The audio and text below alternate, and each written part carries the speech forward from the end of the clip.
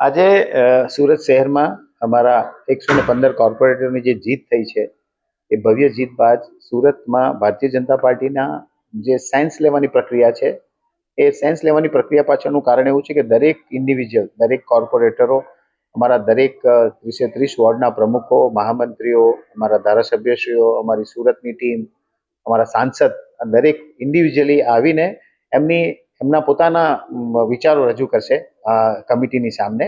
અને ત્યારબાદ અમારા પ્રદેશ અધ્યક્ષ ગુજરાત રાજ્યના શ્રી જગદીશભાઈ વિશ્વકર્માની અધ્યક્ષતામાં મળનારી મિટિંગની અંદર સ્ટેટ લેવલ ઉપર બાકીની ચર્ચાના અંતે નામો જાહેર કરવામાં આવશે.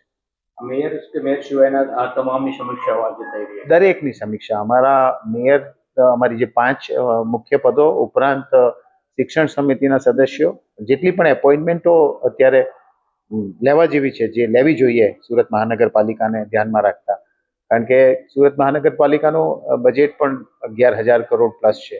એ સંજોગોમાં અમે ઈચ્છીએ છીએ કે આ સેન્સ પ્રક્રિયા દ્વારા સારામાં સારા વ્યક્તિઓને આપણે એપોઇન્ટ કરીએ, જેથી કરીને સુરત શહેરનો વિકાસ, કે જે વિકાસના નામ ઉપર આજે ભારતીય જનતા પાર્ટીને સુરત શહેરના પ્રજાજનોએ ખોબે ખોબે મત આપ્યા છે. તો એ વાતને પણ અમે ધ્યાનમાં રાખીને સુરત શહેરના વિકાસ, સુરત શહેરની સમૃદ્ધિ, સુરત શહેરની સ્વચ્છતા, આ દરેક વિષયોને ધ્યાનમાં રાખીને સારામાં સારી ટીમ સુરત શહેરને મળે એની કાળજી લેવામાં આવે. કેટલા દિવસમાં મેયર મળી જશે સુરત શહેર? એ તો મને અત્યારે તો એક્ઝેક્ટ સમય નથી ખબર, પણ 8-10 દિવસની પ્રક્રિયા હોય છે, પ્રક્રિયામાં મળી જશે.